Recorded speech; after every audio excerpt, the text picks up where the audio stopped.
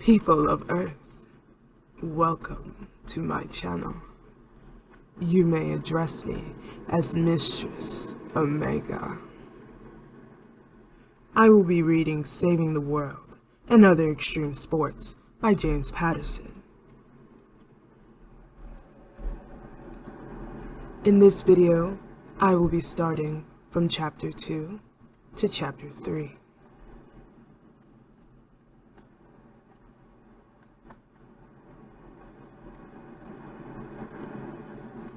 If you'd like to support me directly, the link will be in the description box below. You can comment, like, and share as you see fit. I am grateful for all forms of support. I am succinct, so let's get started.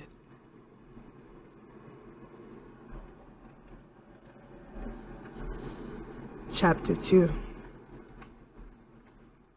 I wasn't kidding about the flying kids part, or the talking dog part. Anyone who's up to speed on the adventures of Amazing Max and her flying, fun-loving cohorts, you can skip this next page or so. Those of you who picked up this book cold, even though it's clearly part 3 of a series, well, give it the program, people. I can't take 2 days to get all of you caught up on everything. Here's the abbreviated version, which is pretty good, I might add. A bunch of mad scientists, mad crazy, not mad angry, even though a lot of them do seem to have anger management issues, especially around me, have been playing around with this recombinant life forms, where they graft different species' DNA together. Most of their experiments failed horribly, or lived horribly, for only a short while. A couple of kinds have survived, including us, bird kids, who are mostly human but with some bird DNA thrown in.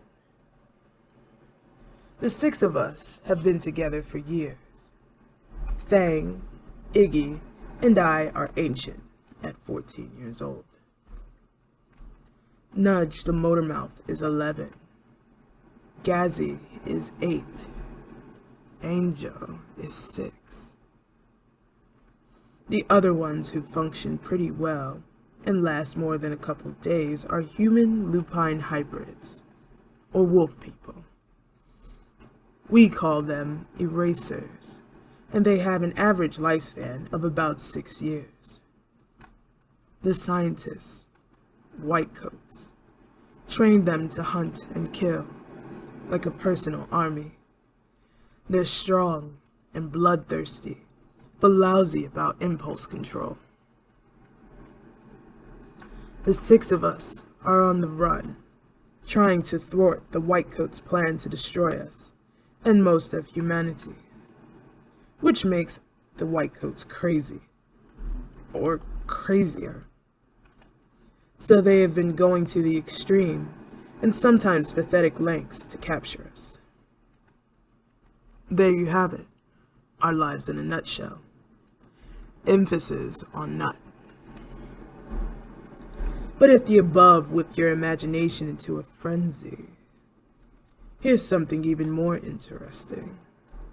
Fang started a blog, http://maximumride.blogpost.com. Not that he's self-absorbed and trendy or anything. Nope, not him. We acquired a wicked cool laptop when we escaped from the iTech's headquarters. And get this, it has permanent satellite uplink, so we're always online. And because iTech's is a world-class, top-secret, paranoid tech fest, the link-up has constantly changing codes and passkeys. Its signal is completely untraceable. It's our key to every imaginable piece of information in the world. Not to mention movie times and restaurant reviews. I crack up every time I think about it. By the way, with our lovely laptop, Fang is upchucking every bit of info we managed to gather about our past, the school, the institute, iTex, etc., out onto the web. Who knows? Maybe someone will contact us and help us solve the mystery of our existence. In the meantime, we can locate the nearest Dunkin' Donuts in like seconds.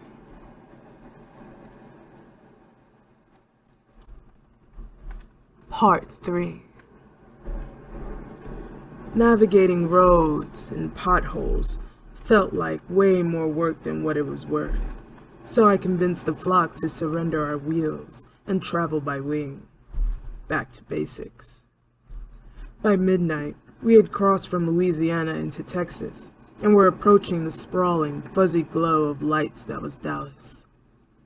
Focusing on the least lit area we could see, we dropped altitude, coasting in slow, wide circles, lower and lower. We landed in a state park, where it took about a minute to find some welcoming trees to sleep in. And I mean in the trees, not under them.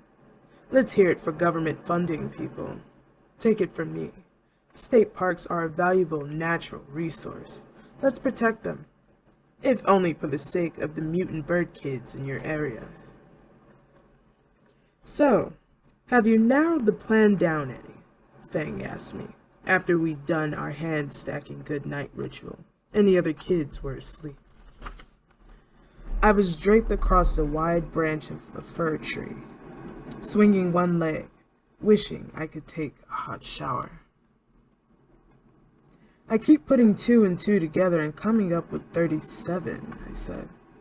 We have the school, the institute, iTex, us, erasers, Jeb, and Walker, the other experiments we saw in New York. But what's the bigger picture? How does it all fit together? How am I supposed to save the world?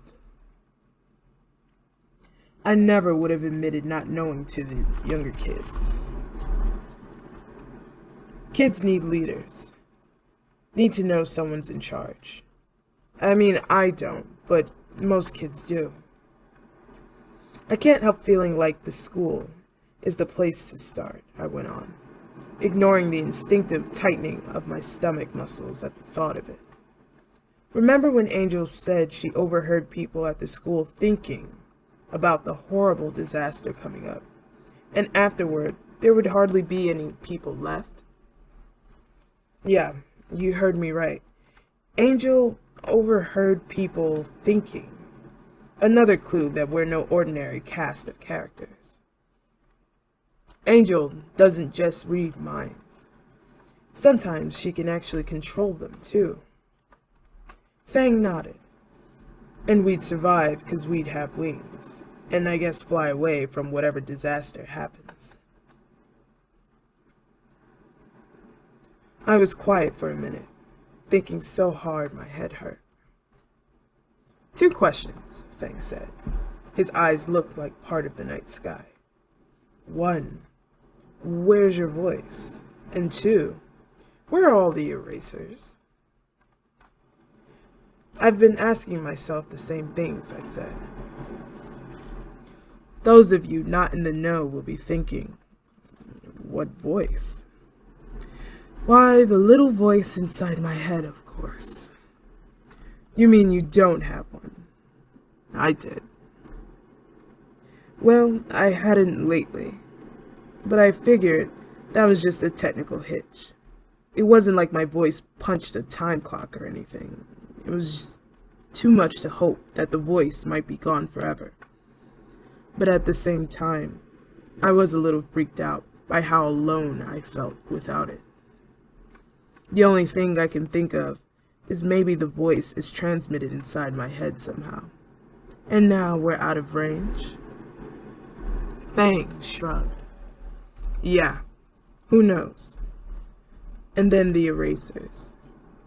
I don't know that either. This is the longest we've ever not seen them, I said, giving the sky around us a quick scan. I still had a microchip in my arm.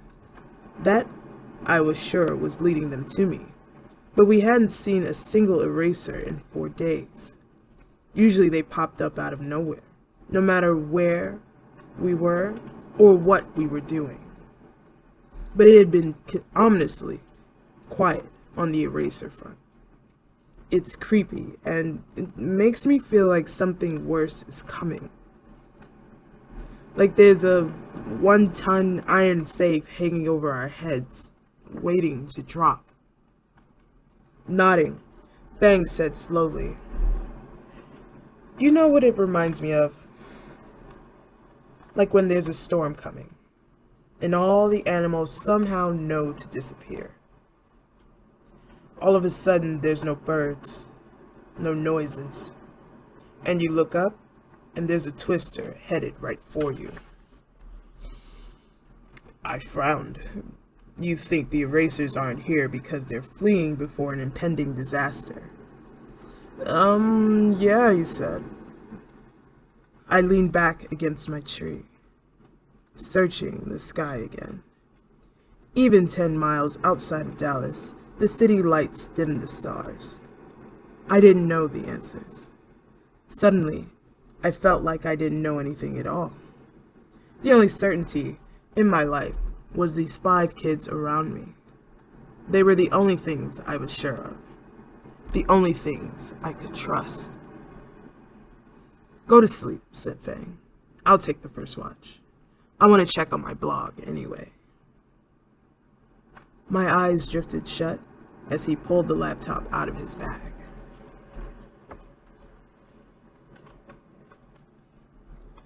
If you made it this far, we will conclude here until next time. Remember, you deserve better than the best. And I do this because I love reading a good book. Thank you for listening. Ciao.